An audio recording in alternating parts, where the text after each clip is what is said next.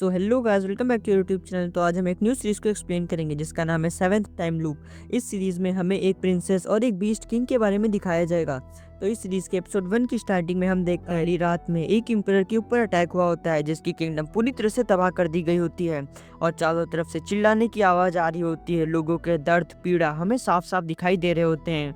उन्हीं के बीच में हम देखते हैं एक बंदे को जो कि और कोई नहीं गैलहैन किंगडम का एम्परर होता है जिसका नाम ऑर्नोल्ड होता है और वो पूरी तरह से इस किंगडम को समाप्त करने के लिए यहाँ पे आया होता है। उसी के बीच में हम देखते हैं कुछ सोल्जर्स को, जिसके बीच में हम देखते हैं एक लड़की को जो कि अपने एम्परर को बचाने के लिए पूरी ताकत से लड़ रही होती है।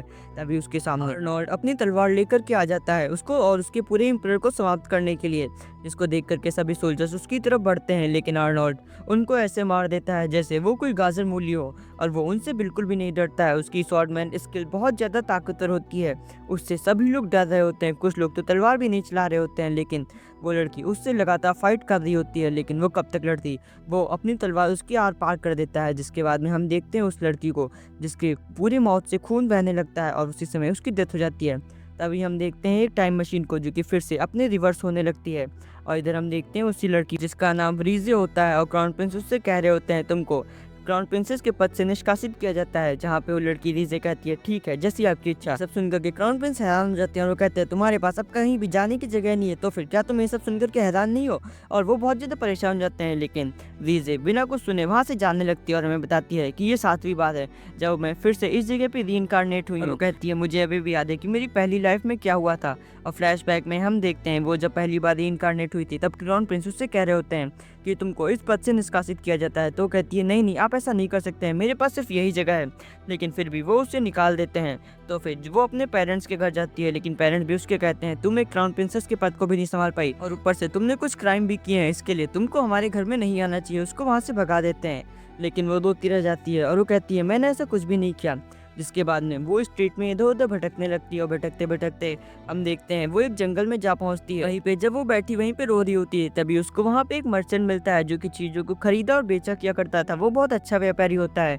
वो उसे पहचान लेता है कि वही वो प्रिंसेस है जिसको एंगेजमेंट से निकाल दिया गया होता है। तो वो कहता है क्योंकि तुम्हारा भविष्य इतना ज़्यादा खराब है इसीलिए क्यों ना तुम मेरे साथ आ जाओ, लेकिन इसके बदले में तुम्हें मुझे अपनी कोई चीज़ देनी होगी, तभी मैं तुमको अपना काम सिखाऊंगा।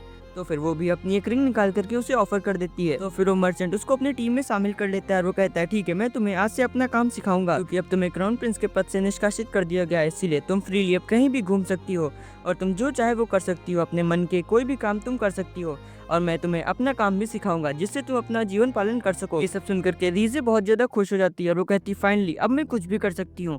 फिर हमें कुछ समय बाद का सीन दिखाया जाता है जहाँ पे वो डिफरेंट व्यापारी के साथ मिलकर के अपना काम आगे बढ़ाती है और हम देखते हैं वो इस लाइफ में बहुत ज़्यादा मज़े करती है। लेकिन वॉर के दौरान उसकी एक में डेथ हो जाती है और फिर हमें उसकी दूसरी लाइफ का सीन दिखाया जाता है जहाँ पे वो फिर से उसी जगह पे रीइंकारनेट होती है जहाँ पे क्राउन प्रिंस उसको उसके पद से हटा रहे होते हैं। जहाँ पे ये सब देख करके रीजे बहुत ज़्यादा शॉक हो जाती है और वो कहती है एक मिनट ये हो क्या रहा है, कहीं वो सपना तो नहीं था, मेरे हाथ में वो अंगूठी भी है, शायद वो सपना ही होगा। और फिर वो अपने आप को अपने गालों को खींचने लगती है और वो कहती है नहीं दर्द तो हो रहा है, मतलब ये सपना नहीं है। और वो कहती है इसका मतलब ये हकीकत है। और वो ये सब सुन करके एकदम से बहुत ज़्यादा खुश हो जाती है और जब क्राउन प्रिंस उसे निकाल रहे होते हैं तो वो तुरंत ही वहाँ से भाग जाती है और जल्दी से आकर के वो अपने घर में अपने सारे कीमती सामान को पैक कर लेती है और तुरंत उसी रास्ते पे चली जाती है जहाँ पे पिछली बार उसको मर्चेंट मिला हुआ होता है। और वो कहता है अभी वो मर्चेंट आएगा फिर से मैं उसके साथ चली जाऊंगी, लेकिन वो मर्चेंट नहीं आता है तो वो उदास हो जाती है। तभी उसके पास उसको दादी माँ की एक बुक मिलती है और वो कहती है अब मेरे पास पैसे भी हैं इसीलिए मैं अब कुछ भी कर सकती हूँ ना, मैं अपनी दादी माँ का सपना पूरा करूँ जो वो चाहती थी। फिर हम देखते हैं वो एक डॉक्टर बन जाती है और वो पेड़ों पे रिसर्च करती है जिससे वो डिफरेंट तरह की दवाइयाँ भी बनाती है और बहुत ज़्यादा पॉपुलर भी होती है। जहाँ पे एक बार तो वो एक प्रिंस की जान भी बचाती है। और फिर हम उसकी थर्ड लाइफ का सीन देखते हैं जहाँ पे वो अपनी तीसरी लाइफ में एक मेड बनती है और फिर वो सीधे छठी लाइफ का सीन दिखाया जाता है जहाँ पे वो एक सोल्जर बनती है। जहाँ में छठी लाइफ में ऑर्नोल्ड ने उसको जान से मार दिया होता है और इस बार प्रेजेंट टाइम का सीन होता है जब उसकी 7वीं लाइफ चल रही होती है। इस बार फिर से वो बहुत ज़्यादा खुश होती है और वो कहती है एक बार फिर से मैं अपनी लाइफ के पूरी तरह से मजे ले सकती हूँ। और वो कहती है हर बार मैं इस महल से मेन गेट के जरिए जाती हूँ जिससे मुझे देर हो जाती है, इस बार मैं शॉर्टकट से जाऊँगी शायद इस बार मुझे मर्चेंट मिल जाए। और जल्दबाजी में वो किसी से टकरा जाती है जिससे उसकी नोज में चोट भी लग जाती है। और जब वो ऊपर देखती है तो देखती है यहाँ पे और कोई नहीं, आर्नोल्ड खड़ा होता है और उसको अपनी पिछली लाइफ का सपना याद आ जाता है क्योंकि पिछली लाइफ में इसी ने इसको मारा होता है। और वो बहुत तेज से चिल्लाने लगती है और वो कहती है इम्परर आर्नोल्ड। ये सुन करके आर्नोल्ड शॉक हो जाता है और वो कहता है इस किंगडम में पहली बार आए हो तो फिर तुम्हें मेरे नाम के बारे में कैसे पता चला।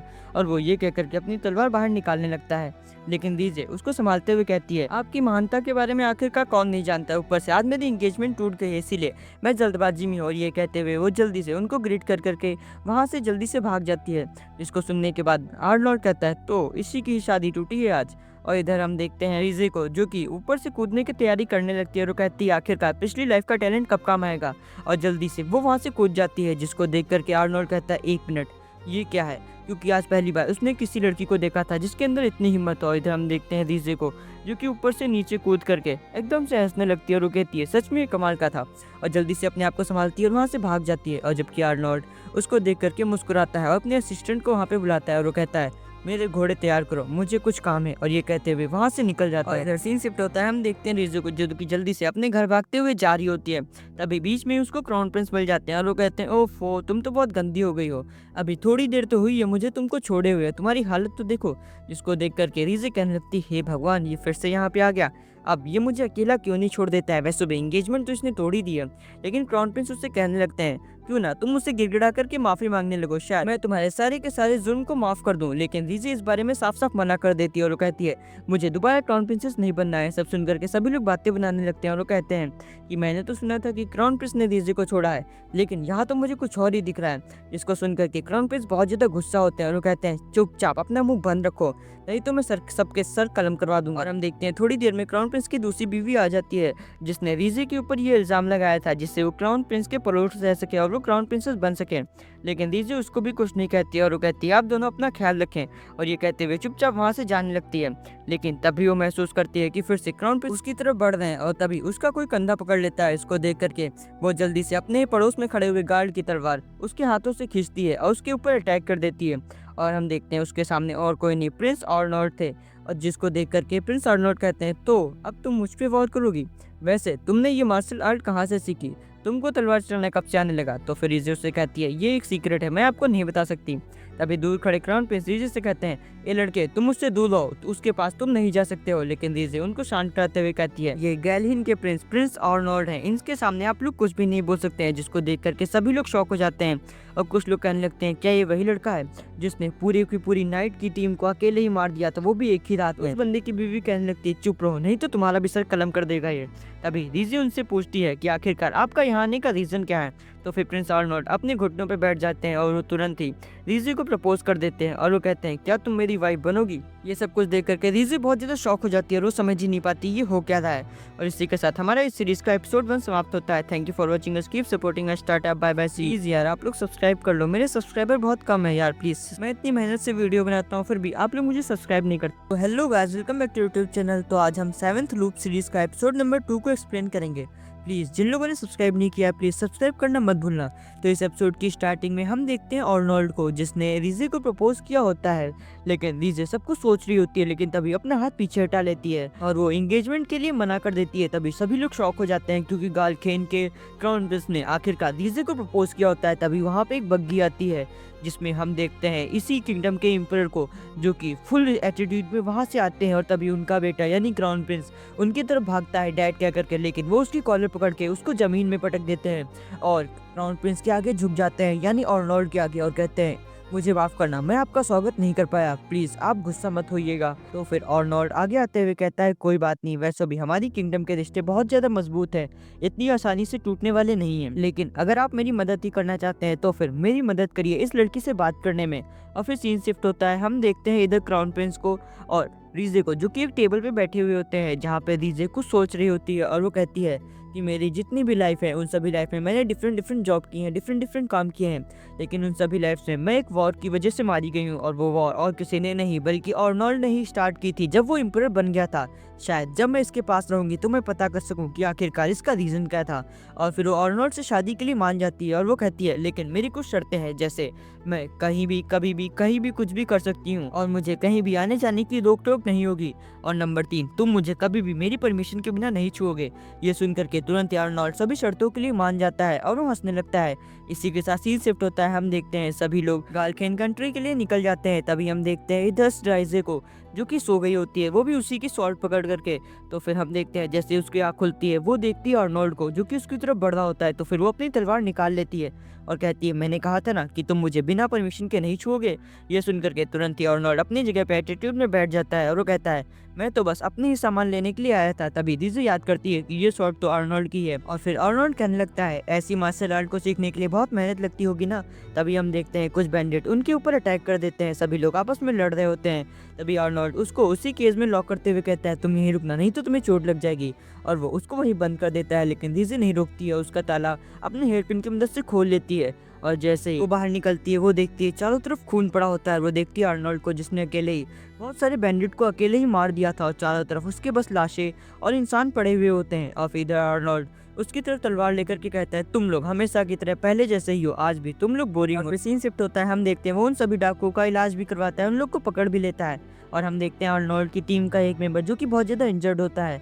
जब उसके पास रीजे जाती है वो देखती है कि उसके हाथ में पॉइजन लगा हुआ होता है और जब वो उस वेपन को चेक करती है और वो उस पे लगा हुआ पॉइजन को देखती है तो वो जान जाती है और फिर आर्नोल्ड से कहती है मैं इसका एंटीडोट बना सकती हूँ अगर तुम लोग कुछ देर रुको। ये सुनकर के आर्नोल्ड और उसका सेनापति बहुत ज्यादा शॉक हो जाता है। इधर हम देखते हैं कुछ समय बाद में रीजे ने उस एंटीडोट का पॉइजन बना लिया होता है, जिसको देख करके सभी लोग शॉक हो जाते हैं क्योंकि उन्होंने आज पहली बार इतनी अमीर घर की लड़की को एक पॉइजन बनाते हुए देखा था। जिसको देख करके रीजे कहती है लगता है ये लोग मेरे ऊपर भरोसा नहीं करेंगे। और फिर वो उस नाइफ से अपने ऊपर का कट लगा लेती है और फिर उसके ऊपर वही दवाई लगाती है और वो कहती है देखा ये इतना आसान था, इससे तुम लोग को कुछ नहीं होगा। और वो सभी लोगों को भरोसा दिलाती है। जिसके बाद में सीन शिफ्ट होता है। हम देखते हैं कुछ देर बाद में सभी लोगों के ऊपर वही दवाई लगाई गई होती है और सभी लोग ठीक हो गए होते हैं। सीन शिफ्ट होता है। हम देखते हैं रीजे को जो कि एक गार्डन में बैठी हुई होती है। तभी हम देखते हैं कुछ देर बाद में वहाँ पे आर्नोल्ड आता है और वो कहता है आखिरकार ये तुमने कैसे किया, तुमको ये सब कुछ करना कैसे आता है। लेकिन वो कहती है ये सब को एक सीक्रेट है, मैं तुम्हें नहीं बता सकती। और फिर वो उसको देखने लगता है और वो कहता है वैसे तुम्हारा शुक्रिया जो तुमने मेरी मदद की। और वो बताता है कि मेरे सैनिक मेरे लिए बहुत ज़्यादा इंपॉर्टेंट है, उसमें से एक बंदा तो ऐसा है जिसके पास खाने के लिए भी कुछ भी नहीं है, लेकिन फिर भी वो मेरे साथ खड़ा है, मेरी हेल्प करता है। मेरे लिए मेरी सेना सभी लोगों से बढ़कर है, मैं उनकी बहुत ज़्यादा केयर करता हूँ। और फिर हम देखते हैं आर्नोल्ड अपने घुटनों पे आ जाता है और वो कहता है तुम्हारा शुक्रिया जो तुमने उन सभी लोगों की जान बचाई। ये सब कुछ देख करके वो बहुत ज़्यादा शॉक हो जाती है और कहती है एक मिनट, क्या ये वही बंदा है जिसने पिछली लाइफ में मेरी जान ली थी, जो कि बहुत ज़्यादा खतरनाक था। और फिर हम देखते हैं वो हंसते हुए कहती है वैसे कोई बात नहीं, ये तो मेरा फर्ज है, वैसे मैं एक डॉक्टर भी हूँ। जिसको सुन करके वो लोग आपस में बात करते हैं और फिर उसे बताता है कि मैं तुम्हें अपनी कंट्री यानी गालखेन में एक हॉस्टेज के तौर पे ले जाऊंगा, इसीलिए लोग तुम्हारी इज्जत नहीं करेंगे, इसीलिए तुम्हें सभी लोगों से बच के रहना होगा। लेकिन ये सुनकर वो बहुत खुश हो जाती है। अब फिर सीन शिफ्ट होता है। हम देखते हैं वो लोग कंट्री में आ चुके होते हैं जहाँ पे वो इतनी प्यारी कंट्री को देख करके बहुत ज़्यादा खुश हो जाती है। सीन शिफ्ट होता है। हम देखते हैं इधर आर्नोल्ड को जो कि रीजे को अपने पास बुलाता है। वो कहता है जो हॉल मैंने तुम्हारे लिए तैयार किया था वो भी पूरी तरह से तैयार नहीं हुआ है, इसीलिए तुम्हें कुछ दिनों के लिए इस पुराने से विला में रहना होगा। फिर हमें उस विला का सीन दिखाया जाता है जहाँ पे रीजे को रहना होता है, जो कि बहुत ज्यादा गंदा होता है।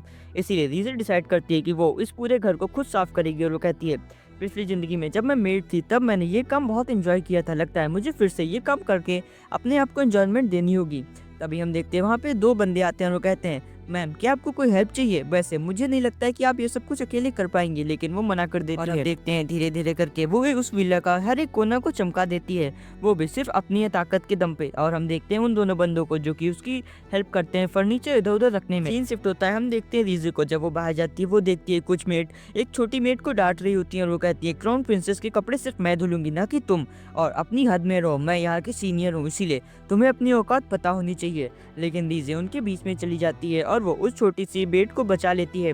जिसके बाद में उन सभी मेड के जाने के बाद में वो उस छोटी मेड की हेल्प करती है और एक तरह से उसे अपना फ्रेंड बना लेती है। वैसे अगर आप लोगों ने मुझे सब्सक्राइब नहीं किया है तो प्लीज सब्सक्राइब करना मत भूलना। इधर हम देखते हैं रीजे को जो कि शाम के वक्त को एंजॉय कर रही होती है और आज वो बहुत ज्यादा खुश होती है। तभी वो कुछ नोटिस करती है और कहती है चलो अब तुम बाहर भी आ जाओ, कब तक तुम वहाँ पे छुपे रहोगे। और हम देखते हैं फिर आर्नोल्ड को जो कि वहाँ पे छुपा हुआ होता है और वो कहता है तो तुम्हारी मार्शल आर्ट बहुत ज़्यादा अच्छी है, यहाँ तक कि तुमने मुझे अंधेरे में भी पहचान लिया। और फिर वो वहाँ पे आता है और उससे पूछने लगती है वैसे उस जगह पे क्या है। और तो उस जगह पे क्या है, वो वहाँ की बड़ी बड़ी इमारतों को देख के पूछने लगती है कि आखिरकार किस जगह पे कौन सी चीज़ है, जहाँ पे वो उससे बताता है हर एक जगह के बारे में। जहाँ पे ये सब सुन करके वो बहुत ज़्यादा खुश हो जाती है, लेकिन वो कहता है आखिरकार इसमें खुश होने वाली कौन सी बात है, ये सब तो नॉर्मल चीज़ें हैं। और फिर अर्नोल्ड कहने लगता है मैंने तुम्हारी जैसी लड़की पहली बार देखा है, एक ऐसी लड़की जो कि अमीर फैमिली से बिलोंग करती है, लेकिन फिर भी वो छोटे लोगों में घुल मिल जाती है और वो सभी लोगों की फिक्र करती है। सच में तुम्हारे में कुछ तो स्पेशल है। क्या तुम्हारे मॉम डैड तुम्हें सब कुछ करने देते थे? क्या तुम्हारे मॉम डैड तुम्हें सारी चीजें पढ़ाई करने के लिए देते थे? क्या उन लोगों ने तुम्हें बहुत संभाल करके पाला होगा? ये सब सुन करके वो बहुत ज्यादा शौक हो जाती है। और हम देखते हैं उसके पास्ट को, जहाँ पे वो अपनी मॉम से कह रही होती है मॉम मुझे बाहर जाना है, मुझे पढ़ाई करनी है। लेकिन ये सुन करके उसकी मॉम कहने लगती है तुम एक ड्यूक फैमिली में पैदा हुई हो, इसीलिए तुम्हें पढ़ाई नहीं बल्कि अपनी शादी पे ध्यान देना चाहिए। तुम्हें राजा महाराजाओं के बच्चे पैदा करने हैं, ना कि तुम्हें पढ़ाई करनी है। इसी के साथ प्रेजेंट टाइम में सीन आता है और वो कहती है तुम इसकी चिंता मत करो, मैं अपने आप में बिलीव करती हूँ, मेरा जो मन होता है मैं वही करती हूँ। ये सुन करके वो कहता है हाँ शायद इसीलिए तो मैं तुम्हें पसंद करता हूँ। और हम देखते हैं वो अपना हाथ उसके गाल पे ले जाता है और धीरे से उसके ईयर को टेस्ट करता है, जिसको देख करके वो शौक रह जाती है और वो कहता है तुम चिंता मत करो, मैं तुम्हारे साथ रहूंगा। और वो वहाँ से जाते हुए कहता है मैंने क्राउन प्रिंसेस के साथ अपनी एंगेजमेंट तोड़ दी है, जिससे तुम्हारे ऊपर कोई उंगली भी ना उठा पाए। और फिर उसके जाने के बाद वो कहती है एक मिनट, ये था क्या? आखिरकार ये करना क्या चाह रहा है? क्या सच में ये मुझसे प्यार करने लगा है? और इसी के साथ हमारी इस सीरीज का एपिसोड नंबर 2 भी समाप्त होता है। Thank you for watching us, keep supporting us, tata bye bye. जिन लोगों ने चेन सोल्जर सीरीज को नहीं देखा है प्लीज देखना मत भूलना, मैंने उसका नेक्स्ट एपिसोड भी दे दिया है। और साथ साथ में सोलो लेवलिंग सीरीज का भी मैंने सेकंड एपिसोड अपलोड कर दिया है। तो प्लीज जिन लोगों ने भी इसके एपिसोड्स को नहीं देखा है प्लीज सभी लोग देखना मत भूलना। तो hello guys, welcome back to YouTube channel. तो आज हम 7th लूप सीरीज के एपिसोड नंबर 3 को एक्सप्लेन करेंगे। मुझे माफ करना, मैं बहुत दिनों से वीडियोस नहीं डाल पाया क्योंकि मेरी हेल्थ खराब थी। तो इस एपिसोड की स्टार्टिंग में हम देखते हैं रिज़े को, जो कि सुबह सुबह बस उठ ही रही होती है, तभी उसको कोई बहुत तेज तेज से बुलाता है। जब वो कपड़े पहन करके बाहर जाती है तो देखती है कि ये और कोई नहीं बल्कि अर्नोल्ड का असिस्टेंट होता है, जो कहता है मुझे माफ करना, मुझे इतनी सुबह आना पड़ा, मगर आज रात को पार्टी है इसीलिए मुझे आपको आज इन्विटेशन की डिटेल सारी देनी। और जब रिज़े उन सभी लोगों को देखती है जिन लोगों को उस पार्टी में इन्वाइट किया गया था, तो वो शॉक रह जाती है, क्योंकि पूरी दुनिया के हर देश के राजा महाराजा को इस पार्टी में बुलाया गया होता है। और फिर सीन शिफ्ट होता है, हम देखते हैं रात का सीन। जब रात को अर्नोल्ड अपना वर्क कर रहा होता है तो फिर रिज़े उससे मिलने के लिए आती है और अर्नोल्ड से कुछ पूछने लगती है। तो फिर अर्नोल्ड कहने लगता है मेरे असिस्टेंट ने तुमको बताया नहीं कि आखिरकार ये पार्टी किस लिए रखी गई है। फिर वो बताता है कि मैंने ये पार्टी इसलिए रखी है ताकि कोई भी तुम्हें हार्म ना कर सके, सबको ये पता चल सके कि तुम मेरे लिए कितनी इंपॉर्टेंट हो। जब तक मैं हूँ तुम्हारे खिलाफ कोई कुछ भी नहीं कर सकता है। जिसके बाद में रिज़े अपना हाथ बढ़ाते हुए उसके आगे करती हो, कहती है चलो तो फिर अब पार्टी में चलने का समय हो चुका है। तो फिर अर्नोल्ड कहने लगता है तो फिर क्या अब मैं तुम्हें टेस्ट कर सकता हूँ? तो फिर कहती नहीं, वैसे भी हम लोग तो एक दूसरे को ग्लव्स के जरिए टेस्ट कर रहे हैं ना, ये वैसे भी माना नहीं जाएगा। फिर हम देखते हैं पार्टी का सीन, जहाँ पे बहुत ही ग्रैंड तरीके में पार्टी रखी गई होती है, जिसको देख करके रिज़े शॉक हो जाती है और कहती है इतनी बड़ी पार्टी, आखिरकार ये सब तूने इतनी जल्दी अरेंज कैसे किया? तो फिर अर्नोल्ड कहने लगता है मुझे माफ करना, मैं इतनी छोटी सी पार्टी रख पाया, अगर मेरे पास समय होता तो मैं इससे अच्छी जगह पे पार्टी रखता, मुझे माफ करना। फिर हम देखते हैं जैसे वो लोग नीचे जाते हैं तभी दूसरे कंट्री के राजा महाराजा लोग इधर अर्नोल्ड के पास आने लगते हैं और कहने लगते हैं कि आप मेरी बेटी को अपने एडवेंचर के बारे में बताएंगे जो आपने इस बार तय किया। तो फिर अर्नोल्ड हंसने लगता है और कहता है हाँ बिल्कुल, पर इस बार मेरा एडवेंचर कुछ ज्यादा ही अजीब था। इस बार मुझे वो मिल गया जिससे मैं प्यार करता था। जिसको सुन करके सभी लोग शॉक हो जाते हैं और फिर वो रिज़े से सभी को इंट्रोड्यूस कराता है, जिसको देख करके सभी लोग की आंखें खुल जाती है, क्योंकि ये पहली बार था जब अर्नोल्ड किसी लड़की को अपने साथ लेकर के आया था। और फिर वो इतना कहते हुए वो आगे चल देता है। तो फिर रिज़े कहने लगती है तुम्हें ये सब अभी बताना जरूरी था? सभी लोग का मुंह देखो, सभी लोग जलन से भरे हुए हैं। तो फिर वो रुक जाता है और कहने लगता है मैं सभी लोग को बता दूंगा कि तुम मेरे लिए कितनी इंपॉर्टेंट हो। और फिर हम देखते हैं वहाँ पे म्यूजिक बजने लगता है और फिर वो दोनों लोग आपस में डांस करने लगते हैं। लेकिन रिज़े अपने मन में सोच रही होती है ये दूसरी बार है जब मैं इसके इतना करीब हूँ, और ये पहली बार तब था जब मेरी दूसरी लाइफ में इसने मेरी जान ले ली थी, इसने मुझे जान से मार दिया था, क्या मुझे इसके इतने करीब आना चाहिए? और फिर हम देखते हैं इधर अर्नोल्ड को, जो कि बड़े प्यार से उसके साथ डांस कर रहा होता है। फिर हम देखते हैं एक देश की प्रिंसेस को, जो कि ये सब देख करके बहुत ज़्यादा गुस्सा हो रही होती है। और फिर हम देखते हैं डांस का समय होने के बाद में वो रिज़े के लिए ड्रिंक लेकर के आई होती है, जिसको जब रिज़े सूंघती है तो उसमें महसूस करती है कि इसके अंदर बहुत सारी मिर्च मिली है। पहले तो वो उसे पीने से मना करती है, लेकिन जब वो सामने वाली प्रिंसेस फिर बार बार कहती है तो उसे पी लेती है और कहती है ये काफ़ी अच्छा है। जब देखती है कि रिज़े को कुछ महसूस नहीं हो रहा है तो प्रिंसेस गुस्से से वहाँ से चली जाती है। फिर हम देखते हैं जब पार्टी खत्म हो जाती है तब रिज़े उसी ड्रिंक को लेकर के खड़ी होती है और वो कहती है सच में इसमें कुछ बात तो है। तब तक अर्नोल्ड वहाँ पे आ जाता है और वो कहता है आखिरकार तुम ये ड्रिंक क्यों पी रही हो जब इसमें बहुत सारा नमक मिला हुआ है? और फिर वो उससे छीन लेता है और वो कहता है तुम्हें पीने की जरूरत नहीं है, एक झटके में उसको पी जाता है। और फिर वो कहने लगती आखिरकार तुम इसको कैसे पी गई, ये बहुत ज़्यादा स्पाइसी थी। अगर ऐसा कुछ अगली बार हो तो तुम मुझे बताना, मैं सब कुछ संभाल लूँगा। इसके बाद में रिजी उससे कहने लगती है, तुम्हारे शोल्डर पे कुछ प्रॉब्लम है क्या? मैंने डांस करते समय महसूस किया कि तुम्हारे नेक पे कुछ प्रॉब्लम है या तुम्हारे नेक पे कुछ कट लगा है। तो अर्नोल्ड हल्का सा स्माइल करता है और कहता है, सच में तुम्हारी आंखें तो बहुत तेज हैं, यहाँ तक कि मेरे फादर को भी इस चोट के बारे में नहीं पता है, फिर भी तुमने इसे देख लिया। और फिर हम देखते हैं वो उसको दिखाता है, जो कि बहुत ही ज़्यादा गहरी चोट होती है, जिसको देख करके वो शॉक हो जाती है, क्योंकि उसकी नेक में बहुत ज़्यादा घाव लगे होते हैं। और वो टेस्ट करके देखती है और कहती है, इसमें तो बहुत पेन होता होगा ना? और वो कहता है, कुछ भी हो, फिलहाल तुम इसके बारे में किसी और को मत बताना। फिर सीन शिफ्ट होता है, हम देखते हैं अगले दिन का सीन, जहाँ पे हम देखते हैं जो हेड मेड होती है वो सभी मेट्स को कहती है, तुम लोग इतने धीरे काम क्यों कर रहे हो, जल्दी जल्दी करो ना, तुम्हारे हाथ खराब हो गए हैं क्या? और हम देखते हैं रीजे भी वहाँ पे मेड बन करके काम कर रही होती है। रीजे यहाँ पे नोटिस करती है कि जो हेड मेड है वो पढ़ाई लिखाई में बहुत ज़्यादा अच्छी है, वो पढ़ाई लिखाई बहुत अच्छे से कर लेती है। और हम देखते हैं रीजे के सभी के साथ बहुत अच्छे से बर्ताव करती है, बाकी मेड्स भी उसकी बहुत सारी हेल्प करती हैं। फिर हम देखते हैं सारी मेड्स को पैलेस में बुलाया जाता है, क्योंकि आज क्राउन प्रिंसेस के लिए मेड्स का सिलेक्शन होना था, जहाँ पे हेड मेड भी खड़ी होती है और वो कहती है, सिलेक्शन तो मेरा ही होगा। जिसके बाद में हम देखते हैं अर्नोल्ड का असिस्टेंट क्राउन प्रिंसेस को बुलाता है, जो कि और कोई नहीं बल्कि रीजे होती है, जिसको देख करके हेड मेड शॉक हो जाती है। और फिर वो कहती है, आखिरकार ये कैसे हो सकता है? और फिर हम देखते हैं बाकी सभी मेट्स के भी मुंह खुले रह जाते हैं, क्योंकि कुछ समय पहले जो उनके साथ काम कर रहा था वो बल्कि और कोई नहीं बल्कि क्राउन प्रिंसेस ही थी। इसके बाद में असिस्टेंट कहने लगता है, अब क्राउन प्रिंसेस अपने द्वारा चुनी हुई मेट्स का नाम लेंगी, वो सारी मेट्स क्राउन प्रिंसेस के द्वारा चुनी जाएंगी। और फिर यानी रीजे सभी लोगों का नाम लेती है, लेकिन वो हेड मेड का नाम नहीं लेती है, जिसको देख करके वो उसके घुटने पे बैठ जाती है और कहती है, आखिरकार मेरी क्या गलती है, आप मेरा नाम क्यों नहीं ले रही है, मैं इन सबसे ज़्यादा बेहतरीन हूँ, मैं सबसे अच्छा काम करती हूँ। फिर रीजे उसके पास आती है और वो कहती है, मुझे पता है तुम इन सबसे बेहतरीन हो, लेकिन मैंने नोटिस किया है कि तुम पढ़ाई लिखाई में और भी ज़्यादा अच्छी हो, इसीलिए मैं चाहती हूँ कि तुम मेरी मदद करो इन सभी मेट्स को पढ़ाने में, जिसके बाद में जब ये मेट्स का काम छोड़ सके तो उसके बाद भी अपना जीवन पालन कर सके। जिसको सुन करके वो मेड बहुत ज़्यादा खुश हो जाती है और फिर वो टीचर बनने के लिए तैयार हो जाती है। फिर सीन शिफ्ट होता है, हम देखते हैं अर्नोल्ड को, उसका असिस्टेंट ये सारी बात बताता है। तो फिर अर्नोल्ड कहता है, हाँ मुझे लग ही रहा था ये लड़की कुछ ना कुछ करेगी, ये कोई ऑर्डिनरी लड़की तो है नहीं। फिर सीन शिफ्ट होता है, हम देखते हैं इधर रीजे को, जिसके पास हेडमेड आती है, जिसको अब हम टीचर कह करके बुलाएंगे। तो फिर टीचर उससे कहती है, देखो मैंने ये कुछ डॉक्यूमेंट क्रिएट किए हैं जिससे बाकी मेड सब कुछ सीख सकते हैं। और फिर हम देखते हैं कुछ समय बाद में रीजे के पास में एक दूसरी मेड आती है और वो कहती है, आखिरकार आज आप किससे मिलने के लिए जा रही हैं जो आपने इतनी प्यारी ड्रेस इसके लिए ढूंढी है? तो फिर रीजे कहने लगती है, आज मैं अपने सबसे ज़्यादा खास शख्स से मिलने वाली हूँ, जो कि मेरे लिए बहुत ज़्यादा इंपॉर्टेंट है। और फिर हम देखते हैं जब वो तैयार हो रही होती है रीजे, तो फिर अपने मन में सोचती है कि जिया कंपनी अभी इस पूरे शहर में इस्टेब्लिश नहीं हुई है, अगर मैं उनकी मदद कर सकूं तो फिर ये इस देश के लिए भी बहुत ज़्यादा अच्छा होगा। फिर हम देखते हैं वो जिया कंपनी के लीडर से मिलती है, जो कि और कोई नहीं बल्कि वही मर्चेंट था जो कि रीजे से उसकी पहली लाइफ में मिला हुआ था, जिसने रीजे को मर्चेंट का पूरा काम सिखाया हुआ होता है। और फिर वो लोग मीटिंग करते हैं और इसी के साथ हमारा इस सीरीज़ का एपिसोड नंबर 3 भी समाप्त होता है। प्लीज़ जिन लोगों ने सब्सक्राइब नहीं किया है, प्लीज़ आप लोग मुझे सब्सक्राइब करना मत भूलना। Thank you for watching us, keep supporting us, tata bye bye, see you. Hello guys, welcome back to YouTube channel. तो आज हम 7th लूप सीरीज़ के एपिसोड नंबर 4 को एक्सप्लेन करेंगे। प्लीज़ जिन लोगों ने भी सब्सक्राइब नहीं किया, प्लीज़ आप लोग मुझे सब्सक्राइब करना मत भूलना। तो इस एपिसोड की स्टार्टिंग में हम देखते हैं रीजे को, जो कि उस मर्चेंट से मिलती है जिसका नाम केन होता है, जो कि उसको पहली लाइफ में मिला होता है। और फिर वो उसको ऑफर देती है कि उसकी जो मैरिज होने वाली है उसमें जितने भी कपड़े यूज़ होंगे वो सारे के सारे वो उस मर्चेंट यानी केन से खरीदेगी, जहाँ पे वो उसको बड़े अच्छे से ऑफर देती है। उसे लगता है कि वो ये ऑफर मान लेगा, लेकिन इस ऑफर को ये कहते हुए मना कर देता है कि उसके पास इतने अच्छे कपड़े नहीं हैं जो क्राउन प्रिंसेस को ये कपड़े सूट कर सके। ये देख करके वो बहुत ज़्यादा शॉक हो जाती है और वो कहने लगता है कि मुझे माफ़ करना, शायद मैं इस बारे में आपकी मदद ना कर पाऊँ। और वो ये कहते हुए वहाँ से जानने लगता है कि मैं तो अभी इस कंट्री के बारे में ज़्यादा कुछ जानता भी नहीं हूँ, इसीलिए मैं पहले इस कंट्री के बारे में काफ़ी चीज़ें जानना चाहता हूँ कि मेरा बिजनेस यहाँ पे चलेगा या नहीं। ये कहते हुए वो वहाँ से चला जाता है। फिर सीन शिफ्ट होता है, हम देखते हैं इस रीजे को, जो कि गार्डनिंग कर रही होती है और वो सोच रही होती है कि क्या मैंने केन को उतना अच्छा ऑफर नहीं दिया जो उसने इस बारे में मना कर दिया। फिर हम देखते हैं वो याद करती है कि पिछली लाइफ में केन ने उससे कहा था कि हमेशा तुम अपने क्लाइंट को ऐसा ऑफर दिया करो जिसके बारे में वो कभी मना ही ना कर पाए, उसको ऐसा महसूस कराओ कि तुमको ये प्रोडक्ट दोबारा कहीं और पे नहीं मिलेगा, ये वन एंड ओनली ऑफर है।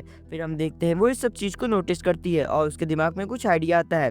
तभी हम देखते हैं उसके पीछे खड़े हुए 2 गार्ड जो उसको प्रोटेक्ट कर रहे होते हैं, वो कहते हैं, आखिरकार आप ये गार्डनिंग क्यों कर रही हैं, हमारे पास बहुत सारे नौकर हैं, आप उनके लिए ये काम क्यों नहीं छोड़ देती हैं। तो फिर वो कहने लगती है कि ये गार्डनिंग मैं खुद करना चाहती हूँ, क्योंकि इस जगह में बहुत सारी हर्ब उगाऊंगी जिससे वो मेरे लिए बहुत ज़्यादा फायदेमंद होंगी, क्योंकि आखिरकार मैं एक डॉक्टर भी तो हूँ। फिर सीन शिफ्ट होता है, हम देखते हैं केन को, जो कि अपने असिस्टेंट से कह रहा होता है, अच्छा हुआ जो मैंने क्राउन प्रिंसेस का ऑफर मना कर दिया, क्योंकि इससे मुझे बहुत ज़्यादा घाटा हो जाता है।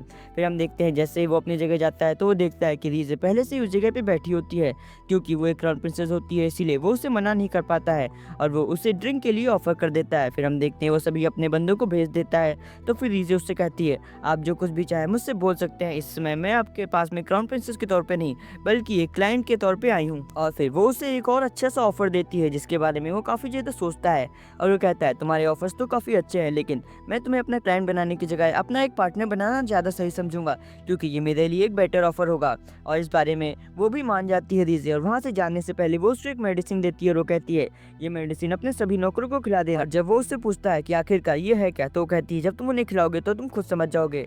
फिर सीन शिफ्ट होता है, हम देखते हैं पैलेस का सीन, जहाँ पे हम देखते हैं रीजे को जो कि एक रस्सी के सहारे अपने रूम पे चढ़ाती है, क्योंकि वो चुपके से केन से मिलने के लिए गई होती है। और जैसे ही वो अपने रूम में जाती है तो देखती है कि वहाँ पे आर्नोल्ड पहले से ही बैठा हुआ होता है। वो कहता है, मुझे नहीं लगा था कि तुम चुपके से यहाँ से जाओगी, वो भी एक मर्चेंट से मिलने के लिए। उसने तुम्हारी ऑफर को मना कर दिया। मुझे यकीन नहीं हो रहा है कि उसने होने वाली क्राउन प्रिंसेस की ऑफर को मना कर दिया। ये कोई छोटी बात नहीं है।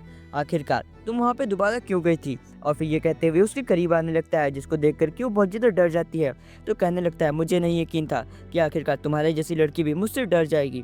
और फिर उससे कहने लगता है, तुम कहीं भी जाओ, मुझे इससे कोई मतलब नहीं है, कि मैं बस इतना चाहता हूँ कि तुम कोई भी खतरे में ना पड़ो, इसीलिए अगली बार से तुम जहाँ कहीं भी बाहर जाओगी तो फिर मैं तुम्हारे साथ जाऊँगा, भले इससे कुछ भी क्यों ना हो जाए। तो कहने लगती है, मुझे नहीं लगता है कि आपको मेरे साथ जाना चाहिए, क्योंकि आप एक क्राउन प्रिंस हैं। तो कहने लगता है, मुझे इससे फर्क नहीं पड़ता, तुम्हारी सेफ्टी मेरे लिए सबसे ज़्यादा इंपॉर्टेंट है। और वो ये सब कह ही रहा होता है, तभी रीजे कहती है कि आपको भूख लगी है। और इसी के साथ सीन शिफ्ट होता है, हम देखते हैं किचन का सीन, जहाँ पे वो एक सूप बना रही होती है बड़ी मेहनत के साथ में।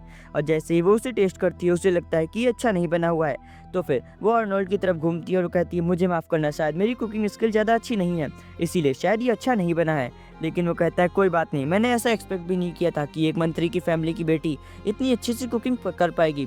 और ये कहते हुए उसका बनाया हुआ सूप पी लेता है और वो कहता है, सच में ये तो काफ़ी अच्छा है, फिर तुम ऐसा क्यों कह रही थी? इसी के साथ सीन शिफ्ट होता है, हम देखते हैं वो दोनों मिलकर के अच्छे से खाना खा लेते हैं। और फिर उससे कहती है, क्या तुम मुझे पूछोगे नहीं कि आखिरकार मैं उस मर्चेंट के पास कहाँ गई थी और आखिरकार मैंने उससे क्या बात की? तो कहता है, मुझे इससे कोई फर्क नहीं पड़ता है, ये तुम्हारा काम है, तुम जो कुछ भी चाहो वो कर सकती हो, मैं तुम्हारे काम में इंटरफेयर नहीं करूँगा। और ये कहते हुए वो वहाँ से जाने लगता है और वो कहता है, क्या तुम मेरे छोटे भाई से मिली? तो ये कहती है, एक मिनट, आपका छोटा भाई भी है? तो कहता है, हाँ है, लेकिन तुम उससे दूर ही रहना, उसको ज़्यादा भाव मत देना। और ये कहते हुए वहाँ से चला जाता है। आप लोग मुझे सब्सक्राइब करना मत भूलना। और मैंने फेथ एंड स्टे और साथ साथ में सोलो लेवलिंग जैसी सीरीज को एक्सप्लेन किया है, जो कि काफ़ी ज़्यादा अच्छी हैं, प्लीज़ आप लोग इन्हें देखना मत भूलना। इन शिफ्ट होता है, हम देखते हैं रीजे को, जो कि लगातार बुक्स पढ़ रही होती है, क्योंकि अगर उसे इस कंट्री में बिजनेस स्टैब्लिश करना है तो उसे इस कंट्री के बारे में बहुत कुछ जानना होगा। फिर हम देखते हैं काफ़ी ज़्यादा जगने के कारण वो बहुत ज़्यादा थक चुकी होती है। और फिर जैसे वो गार्डनिंग करने जा रही होती है तो देखती है कि एक लड़का उसके गार्डन में लेटा हुआ होता है। तभी दोनों गार्ड सतर्क हो जाते हैं। फिर हम देखते हैं जब वो लड़का उठता है तो उससे पता चलता है कि ये लड़का और कोई नहीं बल्कि सेकंड प्रिंस होता है। और वो कहने लगता है, बड़ी बहन तुम आ गई ना, आखिरकार तुम ही तो हो मेरे बड़े भाई की फियांसे। और वो ये कहते हुए कहने लगता है कि मैंने अपने बड़े भाई को काफ़ी सारे लेटर भेजे कि मुझे आपसे मिलना है, लेकिन उसने हर बार मुझे मना कर दिया। और फिर वो उससे बात करने के बहाने अपने करीब बुलाता है और फिर उससे कहने लगता है कि मेरे बड़े भाई ने तुमसे झूठ बोला है, वो तुमसे शादी नहीं करेगा, बल्कि वो तुम्हें एक हॉस्टेजेस के तौर पर यहाँ पे लाया है। तो फिर रीजे कहती है, ये बात मुझे पता है, तो फिर तुम मुझे ये बात क्यों बता रहे हो? तो फिर सेकंड प्रिंस, जिसका नाम थियोडर होता है, वो वहाँ से जाने लगता है, ये कहते हुए ठीक है हम फिर मिलेंगे। फिर सीन शिफ्ट होता है, हम देखते हैं रीजे को, जो कि लगातार थियोडर के बारे में पूछ रही होती है कि आखिरकार वो मुझसे ये सब आकर के क्यों कह रहा था, और ऊपर से आर्नोल्ड ने मुझे उससे मिलने के लिए मना किया है, तो फिर आखिरकार मुझे उससे मिलना चाहिए या फिर नहीं। वो ये सब सोचते हुए जा रही होती है। तभी वो देखती है कि एक बंदा आर्नोल्ड से बहस कर रहा होता है और वो कह रहा होता है कि सर, मुझे लगता है कि आपको इस डिसीजन के बारे में फिर से सोचना चाहिए, क्योंकि मुझे नहीं लगता है हमारे राजा इस डिसीजन के लिए मानेंगे। इतना सुनते ही आर्नोल्ड कहने लगता है कि अपनी औकात में रहो, अपनी औकात मत भूलो। और वो कहता है, मुझे नहीं लगता है कि मैंने कुछ गलत किया है, मैं बस लोगों की सेफ्टी चाहता हूँ, इसीलिए मैंने उनका टैक्स कम कर दिया है, इसीलिए मुझे नहीं लगता है कि मैंने कुछ गलत किया है। और फिर वो देखता है रीजे को, जो कि वहाँ पे खड़ी होती है, और जब रीजे उसे गुस्सा हुआ देखती है तो फिर उसे शांत कराने की कोशिश करती है और फिर वो फिर से शांत हो जाता है और फिर उस मंत्री को सारी बात आराम से समझाता है। फिर हम देखते हैं रीजे को, जो कि बुक पढ़ते हुए सोच रही होती है कि जिस आर्नोल्ड से मैं पुरानी जिंदगी में मिली थी वो काफ़ी ज़्यादा खतरनाक था, लेकिन ये वाला आर्नोल्ड बहुत ही ज़्यादा सरल स्वभाव का और बहुत ज़्यादा अच्छा है। फिर हम देखते हैं अगले दिन जब वो बुक पढ़ के अपने रूम में जा रही होती है, तभी वो अपने रूम में एक चिट्ठी को देखती है जिसमें आर्नोल्ड की सील भी लगी हुई होती है, और वो लेटर खुद आर्नोल्ड ने लिखा हुआ होता है, जिसमें लिखा हुआ होता है कि मैं तुमसे आज रात को 12 बजे चर्च में मिलूंगा। फिर सीन शिफ्ट होता है, हम देखते हैं रीजे को, जो कि चर्च में मिलने के लिए आर्नोल्ड से जाती है, लेकिन वो देखती है वहाँ पे आर्नोल्ड नहीं बल्कि उसका छोटा भाई, जिसका नाम थियोडर होता है, वो वहाँ पे होता है। और इसी के साथ हमारी सीरीज का एपिसोड नंबर 4 भी समाप्त होता है। Thank you for watching us, keep supporting us, tata bye bye. Hello guys, welcome back to our YouTube channel. तो आज हम 7th लूप सीरीज के एपिसोड नंबर 5 को एक्सप्लेन करेंगे।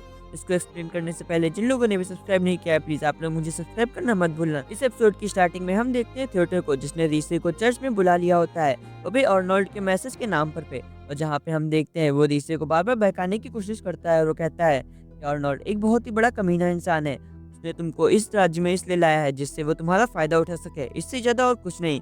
यहाँ पे ऋषि कहती है, हाँ मुझे ये सारी बातें पहले से ही पता है। ये सुन करके वो शॉक हो जाता है और वो कहता है, क्या तुम पागल हो गई हो? तुम्हें नहीं दिखता है कि वो कितना ज्यादा ब्रूटल इंसान है? उसने अपनी ही माँ को अपने ही हाथों से मार डाला था। अभी हम देखते हैं पीछे से ही आर्नोल्ड चल के आने लगता है और वो कहता है, तुम क्या कह रहे थे? मैंने कहा था ना तुम इससे दूर रहना। उसको देख करके उसका भाई बहुत ज्यादा शॉक हो जाता है कि आज आर्नोल्ड बहुत ही ज्यादा गुस्से में होता है। उसको देख करके छोटे कहने लगता है, नहीं नहीं भाई, मैं तो इससे कुछ नहीं कर रहा, मैं तो बस नॉर्मल से बात कर रहा था।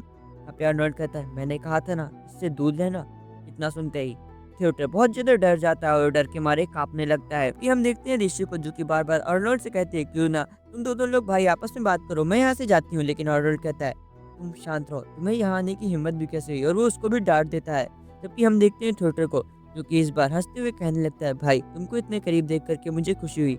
ये पहली बार है जब मैं तुमको इतने करीब से देख पा रहा हूँ।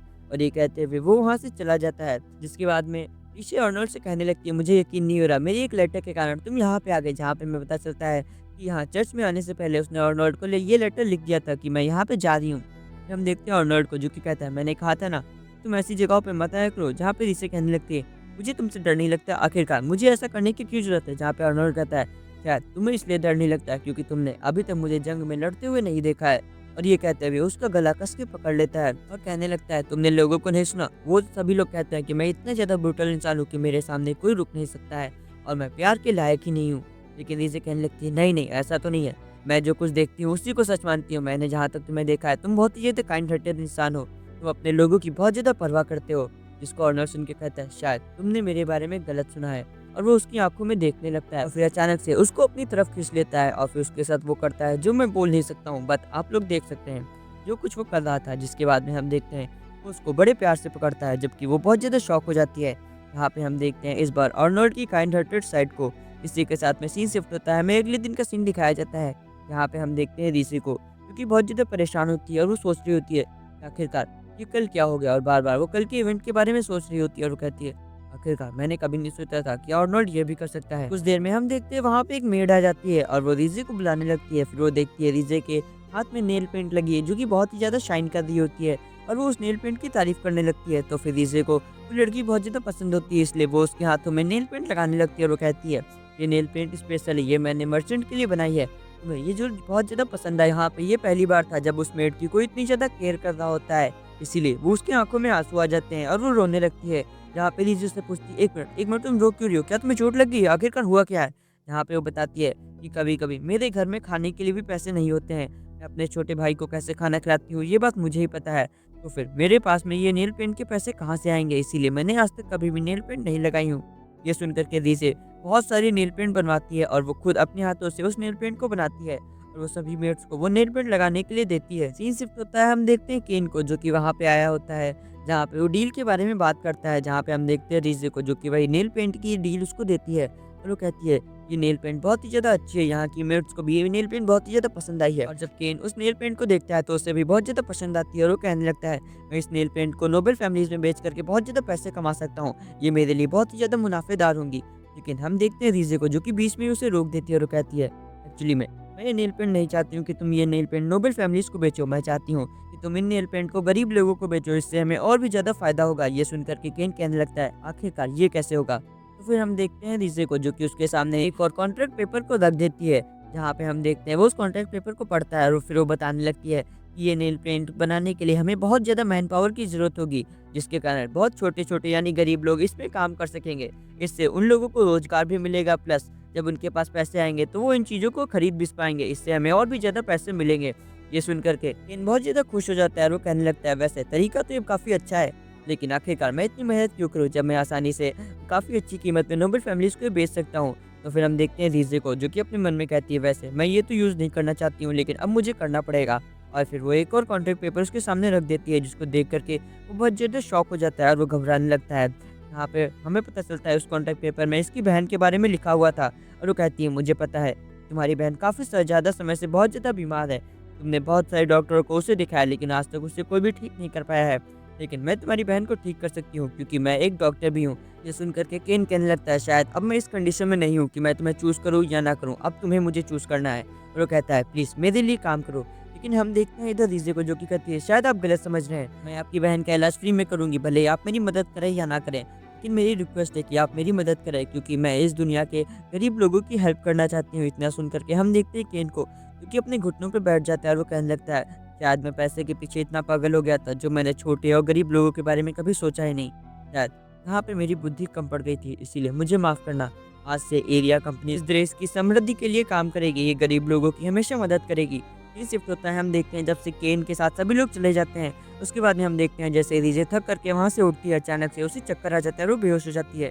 ये शिफ्ट होता है हम देखते हैं अर्नोल्ड का असिस्टेंट उसे देखने के लिए आता है, तो वो देखता है वो उसके रूम में है ही नहीं।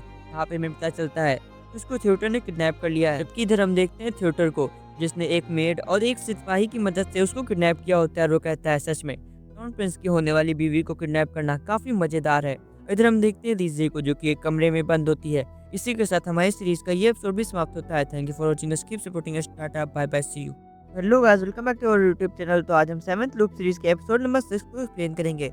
इसको एक्सप्लेन करने से पहले जिन लोगों ने भी सब्सक्राइब नहीं किया प्लीज आप लोग मुझे सब्सक्राइब करना मत भूलना। तो इस एपिसोड की स्टार्टिंग में हम देखते हैं रीसे को जिसको थिएटर ने किडनैप करके रख लिया होता है। इधर हम देखते हैं कुछ देर में थिएटर उससे मिलने के लिए आता है। तो रीसे उससे पूछती है आखिरकार तुमने मुझे किडनैप क्यों किया है। तो फिर थिएटर उसे बताता है कि जब से तुम आई हो तब से मेरा भाई तुम्हारा बहुत ज़्यादा ध्यान रख रहा है, इसीलिए मैंने तुम्हें किडनैप कर लिया जिससे मेरा भाई थोड़ा मुझ पर भी ध्यान दे और इससे मेरे दिल को शांति मिलेगी। जब वो गुस्सा होगा उसको तड़पता हुआ देख करके मुझे बहुत खुशी मिलेगी। इधर हम देखते हैं रीसे को जो कि कहती है लेकिन ये तो सच नहीं है। सीन शिफ्ट होता है, हमें पास्ट का सीन दिखाया जाता है। ये उस समय का सीन है जब हम देखते हैं इधर रीसे को जिसको बेहोशी आने वाली होती है। तभी उसके सामने एल्सा दौड़ते हुए आती है और कहती है मैं आपको कुछ नहीं होने दूंगी। लेकिन हम देखते हैं रीसे को जो कि कहती है सच बताओ तुम दोनों एक थिएटर के लिए काम करते हो ना। उसने कुछ करने के लिए कहा है जिसको सुन करके वो दोनों शॉक हो जाते हैं। और फिर हम देखते हैं रीसे को जो कि बताती है कि जो लेटर मुझे थिएटर ने भेजा था मुझे पता चल गया था वो लेटर और कोई नहीं बल्कि तुमने एल्सा मेरे रूम में पहुंचाया था। और फिर वो कहती है आखिरकार इस बार थिएटर ने तुमसे क्या करने के लिए कहा है, क्योंकि अब एल्सा के पास में कोई और ऑप्शन नहीं था। इसीलिए एल्सा बताती है कि थिएटर ने आपको किडनैप करने के लिए कहा है। तो फिर इसे कहती है ठीक है जो कुछ थिएटर ने कहा है हम बिल्कुल वैसा ही करेंगे। सीन शिफ्ट होता है, हम प्रेजेंट टाइम का सीन देखते हैं जहाँ पे हम देखते हैं रीजे को जो कि उठ जाती है और कहती है अब मैं यहाँ से बाहर कैसे निकलूँ। सीन शिफ्ट होता है, हम देखते हैं इधर अर्नोल्ड को जो कि इधर थिएटर से मिलने के लिए आता है। जहाँ पे थिएटर बहुत खुश हो जाता है। वो कहता है अरे भाई इतने दिन हो गए हम लोग ऐसे पहले कभी भी नहीं मिले। कहने लगता है एक मिनट मैं तो भूल ही गया था ये पहली बार है जब हम लोग आमने सामने बैठे हुए हैं। ये कहते हुए बहुत तेज से हंसने लगता है। तो फिर अर्नोल्ड कहता है पॉइंट पे आओ, आखिरकार तुम चाहते क्या हो। फिर बस थिएटर कहने लगता है कि और कुछ नहीं, मैं चाहता हूँ कि तुम अपनी गद्दी छोड़ दो और मैं अगला क्राउन प्रिंस बनूं। फिर वो कहता है अगर तुमने ऐसा नहीं किया फिर मेरा यकीन मानो तुम्हारी वाइफ के साथ भी कुछ भी हो सकता है। और फिर कहने लगता है तुम्हारी शक्ल तो देखो, तुम तो ऐसा महसूस करा रहे हो जैसे तुम्हें उसकी बिल्कुल फिक्र नहीं है। लेकिन मैं जानता हूँ तुम अंदर से कितना टूट रहे हो क्योंकि तुम मुझसे प्यार करते हो। ये पहली बार है जब मैंने तुमको किसी की इतनी ज्यादा फिक्र करते हुए देखा है, ना कि मेरी तरह इसकी तुमने कभी भी फिक्र नहीं की। यहाँ तक कि तुमने मुझसे कभी भी बात करने की कोशिश नहीं की। भाई आखिरकार मुझसे चाहते क्या हो। जबकि हम देखते हैं अर्नोल्ड को जो कि उससे पूछता है आखिरकार तुमने उसे कहाँ बंद करके रखा है, क्या तुमने उसे जेल में बंद करके रखा है। तो थिएटर कहने लगता है नहीं, मैंने उसे एक कमरे में बंद रखा है, वो कमरा बहुत ही ज्यादा सेफ है, मुझे नहीं लगता है उसके जैसी लड़की कभी भी उस कमरे से बाहर निकल पाएगी। तो फिर हम देखते हैं अर्नोल्ड को जो कि पूरी तरह से रिलैक्स हो जाता है और वो कहता है चलो फिर देखते हैं। कि अर्नोल्ड कहने लगता है तुम्हें उसकी चिंता हो रही है ना तभी तुम ये सब पूछ रहे हो। अभी हम देखते हैं कुछ ही देर में वहाँ पे रीजी आ जाती है जिसको देख करके थिएटर बहुत ही ज्यादा शॉक हो जाता है और वो कहता है एक मिनट आखिरकार ये बाहर कैसे आई। कि हम देखते हैं अर्नोल्ड को जो कि कहता है मैंने कहा था ना ये वापस आ जाएगी। इधर हम देखते हैं थिएटर को जो कि उससे पूछता है आखिरकार तुम बाहर कैसे निकल आई। फिर रीजी उसे डांटते हुए बताने लगती है। वो कहती है मैं तुम्हें बताती हूँ कि आखिरकार किसी को किडनैप कैसे किया जाता है। और वो बताती है जब भी तुम किसी को लॉक करो तो फिर हमेशा चेक करो कि उसके पास में कोई ऐसा वेपन तो नहीं है जिसकी मदद से वो वहाँ से बाहर निकल पाए। और हमेशा याद रखना किसी को भी किडनैप करना तो एक ऐसी जगह पे किडनैप करना जो कि पूरी तरह से लोहे से घिरी हो। और हमेशा उन साथियों को अपने साथ रखना जो कि बहुत ही ज्यादा स्ट्रांग हो, कम से कम उससे तो ज्यादा स्ट्रांग हो जिसको तुमने अंदर कैद किया है। और ये कहते हुए वो उसको इतनी गुस्से से आंखों से देखती है कि थिएटर ये सब देख करके डर जाता है। वही हम देखते हैं अर्नोल्ड को जो कि उसके कंधे पे हाथ रखता है और फिर उसको अपने कपड़े पहना देता है। और वो कहता है चलो अब शांत भी हो जाओ, कितना बोलोगी। और इधर थिएटर आर्नोल्ड की उस चोट को देख लेता है और वो कहता है अपने मन में कि आखिरकार भाई को ये चोट कहाँ से लगी। क्योंकि हम देखते हैं रीजे को जो कि अपने आप को संभालती है और फिर थिएटर से पूछती है आखिरकार तुम्हारा ट्रू मीनिंग क्या था, आखिरकार तुमने मुझे क्यों किडनैप किया। तो फिर थिएटर कहता है और क्या होगा, मैं तो बस इसकी गद्दी चाहता था इसीलिए मैंने तुम्हें किडनैप किया। तो फिर इसे कहने लगती है अगर तुम्हें इसकी गद्दी चाहिए थी तो तुम्हें इस पे अटैक करना चाहिए था, आखिरकार तुमने मुझे क्यों किडनैप किया, सच बताओ। मैंने तुम्हारे बारे में बहुत कुछ पढ़ा है, मैंने तुम्हारे बारे में जानकारी भी निकाली है जहाँ पे मुझे पता चला है कि तुम लोगों की नज़र में ऐसे दिखते हो जैसे तुम कोई भी काम नहीं कर रहे हो और एकदम से ऐसे दिखाते हो अपने आप को जैसे तुमको दुनियादारी से कोई भी मतलब नहीं, ना तुम्हें इस देश से मतलब है ना ही इस देश के लोगों से, लेकिन अंदर से तुम यहाँ के गरीब लोगों की बहुत ही ज़्यादा मदद कर रहे हो। ये सब सुनकर के थिएटर बहुत ज़्यादा गुस्सा हो जाता है और वो कहता है मैंने कहा ना मुझे बस इसकी गद्दी चाहिए थी। लेकिन जब रीजी उसे फोर्स करती है तो कहने लगता है ठीक है मैं उसके करीब जाना चाहता हूँ, आखिरकार वो मुझसे बोलता क्यों नहीं है, मैं ये सब कुछ जानना चाहता हूँ, मैं उसके बारे में और कुछ जानना चाहता हूँ। इतना सब सुनते ही हम देखते हैं आर्नोल्ड को जो कि कहने लगता है चलो बहुत हो गया चीज़ें, मैंने कहा था ना तुम उससे दूर रहना, तुम्हें उससे मिलने की जरूरत नहीं है। और फिर वो कहने लगती है आखिरकार क्या आप नहीं जानना चाहते हैं कि आखिरकार आपका भाई आपसे कितना प्यार करता है। लेकिन हम देखते हैं आर्नोल्ड को जो कि कहने लगता है मुझे इससे कुछ भी फर्क नहीं पड़ता है, ये मेरे लिए कुछ भी मायने नहीं रखता है। इतना सुनते ही थिएटर बहुत ज़्यादा शॉक हो जाता है कि ये फीलिंग ऐसी थी जैसे आप किसी को बहुत ज़्यादा पाना चाहते हो लेकिन वो आपको बिल्कुल साफ मना कर दे। और फिर थिएटर कहता है भाई आपसे मिलकर के बहुत अच्छा लगा, पहली बार मुझे आपसे बात करके बहुत अच्छा लगा। और ये कहते हुए रोते हुए वहाँ से भाग जाता है। उसके 4 दिन के बाद में हम देखते हैं रीजे को जो कि आर्नोल्ड से कहने लगती है आखिरकार आप अपने भाई की फीलिंग्स को जानना क्यों नहीं चाहते हैं। लेकिन वो बार-बार मना कर देता है और वो कहता है मुझे कोई भी फर्क नहीं पड़ता है। तो फिर रीजे कहने लगती है आपको फर्क पड़ता है, असल में आप अपने भाई को बहुत ज़्यादा मानते हैं लेकिन आप ये दिखाना नहीं चाह रहे हैं, मुझे समझ में नहीं आ रहा है आखिरकार आप चाहते क्या हैं। इसको सुनकर के आर्नोल्ड कहने लगता है तो तुम कंफ्यूज हो गई हो कि आखिरकार मेरे दिल में चल क्या रहा है और मैं चाहता क्या हूँ। मैं बस इतना चाहता हूँ कि तुम मेरे भाई यानी थिएटर से दूर रहो। देखते हैं उसके बाद में रीजी उसके पास में आती है और वो कहती है आखिरकार आप कोई ऐसा रास्ता नहीं ढूंढ सकते हैं जिससे आप और आपका भाई एक साथ रहें, एक साथ मिलकर के काम करें। वो आपको बहुत ज़्यादा प्यार करता है, आपको अपनी लाइफ के डिसीजन खुद लेने होंगे कि आखिरकार आपका दिल क्या चाहता है।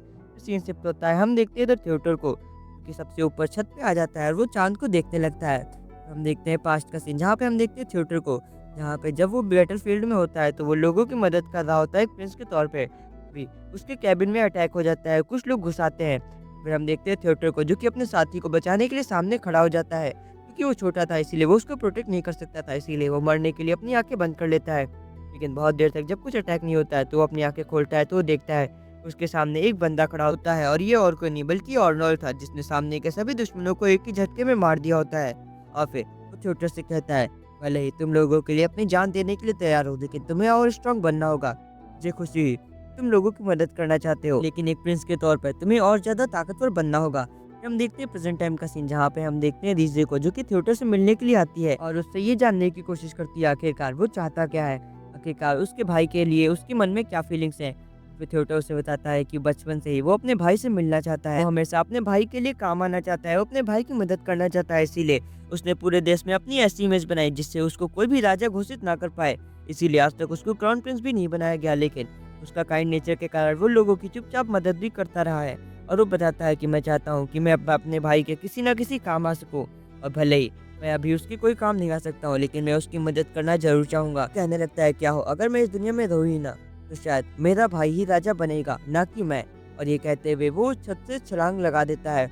इधर हम देखते हैं डीजे को जो कि उसे पकड़ने के लिए भागती है लेकिन अचानक से उसको चक्कर आने लगता है जिसकी वजह से वो वहीं पे गिर जाती है। लेकिन तभी एक मजबूत हाथ आकर के थिएटर को पकड़ लेता है और ये और कोई नहीं बल्कि उसका भाई होता है। और फिर हम देखते हैं वो जैसे ही उसको ऊपर लाता है उसको एक कस के थप्पड़ मारता है और वो कहता है इसने तुमको हक दिया है, तुम अपनी जान ले सकते हो, आखिरकार तुमने क्या सोच करके अपनी जान देने की कोशिश की। जबकि हम देखते हैं थिएटर को जो कि बहुत गुस्से से कहता है तुम्हें पता है कैसा लगता है कि जब तुम्हारा बड़ा भाई लेकिन फिर भी वो तुम्हारी तरफ देखे बिना वो ऐसे बिहेव करे जैसे वो तुम्हें जानता ही नहीं है, तुम्हें पता है कितना बुरा लगता है। जबकि इधर हम देखते हैं आर्नोल्ड को जो कि कहता है मैं जो कुछ भी कर रहा हूँ वो तुम्हारे भले के लिए कर रहा हूँ। इतना सुनते ही हम देखते हैं इधर थिएटर को जो कि बहुत तेज से एकदम बच्चों की तरह रोने लगता है और वो कहता है भाई सच में आप बहुत ज्यादा अच्छे हो। और इधर आर्नोल्ड बताता है तुम तो जानते हो मेरे कितने ज्यादा एनिमीज हैं और क्योंकि तुम मुझसे कमजोर हो इसीलिए लोग तुम्हें मारने की कोशिश करेंगे, इसीलिए मैंने तुमको अपने से दूर रखा है। इधर हम देखते हैं इधर रीजे को जो कि ये सब देख करके बहुत ज्यादा खुश हो जाती है और वो कहती है चलो दोनों भाई आपस में मिल गए। लेकिन तभी हम देखते हैं वो बेहोश होने लगती है क्योंकि वो बहुत ज्यादा थक चुकी होती है। और थोड़ी देर में ही हम देखते हैं आर्नोल्ड को जो कि उसे उठा लेता है और फिर कहता है तुम चिंता मत करो ये बस सो रही है और कुछ नहीं। और फिर वो कहता है बाहर एक बोगी खड़ी है, तुम जल्दी से घर आज वापस आ जाना। इन शिफ्ट होता है, हम देखते हैं रीजे को जो कि जब उठती है तो वो देखती है कि उसके रूम में आर्नोल्ड पहले से ही मौजूद है और वो उसकी केयर कर रहा होता है। जिसके बाद में आर्नोल्ड उसको एक लेटर देता है जो इसको ट्विटर ने लिखा हुआ था, जिसमें लिखा था, बहन तुम बहुत ही ज़्यादा अच्छी हो, कहीं न कहीं तुम्हारी वजह से मुझे मेरा भाई वापस मिल गया है।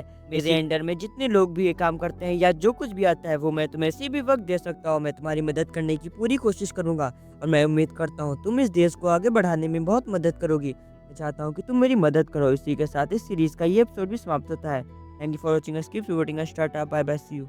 तो hello guys, welcome back to YouTube channel. तो आज हम 7th लूप सीरीज़ के एपिसोड नंबर 7 को एक्सप्लेन करने वाले हैं। जिन लोगों ने भी सब्सक्राइब नहीं किया है प्लीज़ आप लोग मुझे सब्सक्राइब करना मत भूलना। तो इस एपिसोड की स्टार्टिंग में हम देखते हैं आर्नोल्ड को जो कि दिल्ली की खबर ले रहा होता है। तभी हम देखते हैं उसका असिस्टेंट एक लेटर ला करके देता है, जहाँ पे हमें पता चलता है कि ये लेटर दूसरी किंगडम से आया होता है। इसको देख करके आर्नोल्ड शॉक हो जाता है, लेकिन वो कहता है मैं सब कुछ संभाल लूंगा। फिर हम देखते हैं कुछ ही देर में वहाँ पे रीजे आ जाती है जो कि इधर आर्नोल्ड से कहती है कि महाराज आपका कमरा तैयार हो गया है, मैं चाहती हूँ कि आप एक बार अपने कमरे को देख लें। जिसके बाद में हम देखते हैं आर्नोल्ड को जो कि कहने लगता है पता नहीं आखिरकार आप तुम मुझसे चाहती क्या हो, मैंने कहा ना मैं यहाँ पे नहीं रुकने वाला हूँ। फिर सीन शिफ्ट होता है, हम देखते हैं आर्नोल्ड को जो कि अपने रूम को देखने के लिए जाता है, जहाँ पे हम देखते हैं वो देखता है और कहता है कि सच में मुझे यकीन नहीं हो रहा है तुमने इतने अच्छे से इस रूम को सजा के रखा है। पहले ये रूम बहुत ही ज़्यादा गंदा था लेकिन तुमने इतने कम समय में इसको संभाल लिया। और वो साथ साथ में रीजे की तारीफ भी करता है। और फिर हम देखते हैं रीजे को जो कि कहती है आपके रूम में सबसे बड़ी खिड़की लगी हुई है जहाँ पे सबसे ज्यादा हवा आएगी, और वो विंडो खोल करके भी दिखाती है। और फिर हम देखते हैं रीजे को जो कि उसके पास आती है और कहती है कि याद है आपने मुझसे वादा किया था कि आप मेरी भी कोई एक प्रॉमिस पूरा करेंगे। जहाँ पे वो कहता है हाँ मुझे याद है, आखिरकार तुम क्या चाहती है। तो वो बताती है कि मैंने यहाँ नाइट्स को डिफरेंट तरह की तलवारबाजी करते हुए देखा है, मुझे उस तलवारबाजी में दिलचस्पी है, इसीलिए मैं चाहती हूँ कि आप मुझे वो सिखाएं। हम देखते हैं आर्नोल्ड को जो कि एक पल में ही इसके लिए मान जाता है। वो कहती है 1 मिनट, क्या आप तुरंत ही मान गए। वो कहता है हाँ, इसमें आखिरकार शर्माने वाली कौन सी बात है, मैं तुम्हें सिखाऊंगा क्योंकि मैंने तुमसे वादा जो किया था। इसी के साथ में सीन शिफ्ट होता है, हम देखते हैं उन दोनों को जो कि प्रैक्टिस करने के लिए अपनी अपनी तलवार लेकर के खड़े होते हैं। जहाँ पे हम देखते हैं आर्नोल्ड को जो कि उससे बताता है ये मेथड जो तुम्हें सिखाने वाला हूँ, ये मेथड बहुत ज़्यादा इंपॉर्टेंट है। इस मेथड में हमें अपना एक हाथ और अपनी एक आंख को बंद करना होगा, जो कि ये शो करता है कि हम भले ही हमारी एक आंख क्यों ना फूट जाए या फिर हमारा एक हाथ क्यों ना कट जाए, उसके बाद भी हम लड़ सकते हैं। और फिर वो इस तलवारबाजी के कुछ फायदे भी बताता है। जिसके बाद में हम देखते हैं रीजे को जो कि उससे प्रैक्टिस करने के लिए उसके ऊपर अटैक करती है, लेकिन आर्नोल्ड उसके हर एक अटैक को ऐसे संभालता है जैसे वो कुछ भी ना हो, जैसे वो उसके साथ रोमांस कर रहा हो। और फिर हम देखते हैं रीजे को जो कि कहती है सच में लोग इसके बारे में जो कहते हैं वो सच है, इसकी ताकत बहुत ही ज़्यादा खास है, इसकी स्वॉर्डमैनशिप बहुत ही ज़्यादा ताकतवर है। और फिर हम देखते हैं वो उसके ऊपर अटैक करती है, लेकिन हर बार की तरह वो हर बार हार जाती है।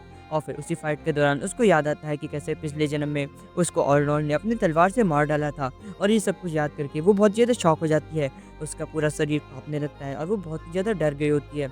लेकिन हम देखते हैं फिर भी वो उससे फाइट कर रही होती है, आखिरकार वो उसको कब तक संभाल पाती है। और कुछ ही देर में हम देखते हैं आर्नोल्ड को जो कि उसकी तलवार को उसके हाथ से छुड़ा देता है, उसकी तलवार बहुत दूर जाकर के गिरती है। इसके बाद में हम देखते हैं आर्नोल्ड को जो कि कहता है हमारा सेशन यहीं पे समाप्त होता है। और फिर उसके हाथों से वो दोनों ब्रेसलेट को निकाल देता है और फिर कहता है चलो अब हमारे चलने का समय हो चुका है। लेकिन लीजे कहती है नहीं, मुझे अभी कुछ काम है, इसलिए मैं चाहती हूँ तुम कुछ अकेले जाओ। जहाँ पे हम देखते हैं वो कहता है आखिरकार अब तुम्हें क्या हुआ है।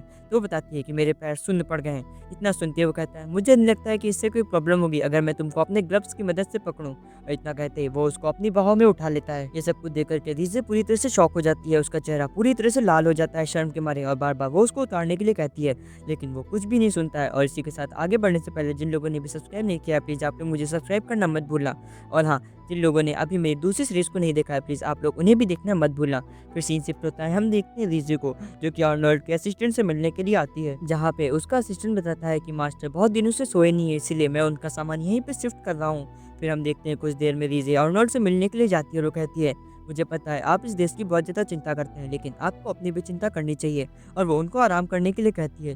फिर हम देखते हैं वो ज़बरदस्ती आर्नोल्ड को उसके रूम में ले आती है, जिसको अभी अभी कुछ समय पहले ही उसने प्रिपेयर करवाया होता है, और वो उनको सोने के लिए कहती है। लेकिन आर्नोल्ड कहता है मुझे पता है मैं नहीं सो पाऊंगा, तुम्हें मुझे बताने की ज़रूरत नहीं है। लेकिन हम देखते हैं वो ज़बरदस्ती उसको लिटाल देती है, लेकिन देखती है कि काफ़ी देर तक जब वो नहीं सो पाता है तो फिर कहती है मेरे पास एक आइडिया है। तो फिर आर्नोल्ड कहता है आखिरकार अब तुम क्या करना चाहती हो। और हम देखते हैं कुछ ही देर में रीजे उसके करीब लेट जाती है और उसे बच्चों की तरह थपथपा के सुलाने लगती है, जैसे छोटे बच्चों को सुलाया जाता है। और फिर लगातार वो उसे देखे जा रही होती है, जबकि हम देखते हैं आर्नोल्ड को जो कि सबको देख करके शॉक हो जाता है। वो कहता है मुझे कसम से मुझे पूरी लाइफ में सबसे बड़ी बेवकूफ़ लड़की तुम ही मिली हो। बाकी लड़कियाँ जो कोई भी मेरे करीब आती है वो मेरे साथ में इंटीमेट होना चाहती है, जिससे वो मेरी बीवी बन सके और बहुत सारा पैसा और धन प्राप्त कर सकें, लेकिन तुम बाकी सबसे बिल्कुल अलग हो। ये सब सुन कर के वो बहुत ज़्यादा शॉक हो जाती है, लेकिन थोड़ा-सा वो खुश भी होती है। और फिर हम देखते हैं वो उसके गले पे लगे हुए मार्क को देखती है और वो कहती है, आखिरकार कौन है जिसने इसको इतना बड़ा दर्द दिया है। और वो उसकी इंजरीज को टेस्ट करती है और वो कहती है, आखिरकार इससे कितना ज़्यादा पेन हुआ होगा जब इसको ये इंजरीज मिली होंगी। लेकिन तभी अर्नोल्ड उसका हाथ पकड़ लेता है और वो कहता है, आखिरकार तुम करना क्या चाह रही हो, मैंने कहा ना मुझसे दूर रहो। और फिर वो उसको डांटता है, जिसको देख करके वो भी बहुत ज़्यादा शर्मा जाती है। और फिर वो अचानक से एकदम फिर से लेट जाता है और वो कहता है, मुझे मजबूर मत करो, मैं अपनी फीलिंग्स पे कभी भी कंट्रोल खो सकता हूँ। और ये कहते हुए वो एकदम से फिर से लेट जाता है। इसी के साथ में सीन शिफ्ट होता है, हमें अगली सुबह का सीन दिखाया जाता है, जहाँ पे हम देखते हैं रिज़ी को, जो कि पूरी तरह से बहुत ही ज़्यादा गहरी नींद में होती है, जबकि इधर हम देखते हैं अर्नोल्ड को, जो कि जग रहा होता है और लगातार उसे ही देख रहा होता है। और जब वो उठती है तो कहती है, 1 मिनट, क्या आप सोए नहीं? मुझे माफ़ करना, मैं आपको सुलाने की जगह बल्कि मैं ही सो गई। और इसके लिए सॉरी बोल करके वो वहाँ से जाने लगती है, लेकिन तभी अर्नोल्ड उसके ऊपर चद्दर डाल देता है और उसको नीचे छुपा लेता है, जहाँ पे हमें पता चलता है कि उसका असिस्टेंट वहाँ पे उससे मिलने के लिए आया होता है और उसको डेली की रिपोर्ट देता है कि आखिरकार उसे आज दिन में क्या-क्या करना है। इसके बाद में हम देखते हैं अर्नोल्ड को, जो कि कहता है, ठीक है, मैं समझ गया और अब तुम यहाँ से जा सकते हो। फिर हम कुछ समय बाद में देखते हैं रिज़ी को, जो कि कहती है, उफ़! पता नहीं कल की रात कैसी गुज़री होगी। और फिर हम देखते हैं तभी उसके पास में रिज़ी आती है और वो कहती है, एरिया कंपनी से आपने जो कुछ मँगाया था वो आ चुका है। और हम देखते हैं उसने और कोई नहीं, उसने लड़कों वाली एक बिग मँगाई होती है। फिर सीन शिफ्ट होता है, हम देखते हैं ट्रेनिंग ग्राउंड को, जहाँ पे इस देश की सीक्रेट मार्शल आर्ट को सिखाया जा रहा होता है, जो कि बहुत ही ज़्यादा यूनिक है। और हम देखते हैं वहीं पे रिज़ी को, जो कि इसको छुप करके सीख रही होती है, जिससे वो इस देश की मार्शल आर्ट को भी ऑक्यूपाई कर सके। और इसी के साथ हमारी सीरीज़ का ये एपिसोड भी समाप्त होता है। Thank you for watching us, keep supporting us, tata, bye bye, see you.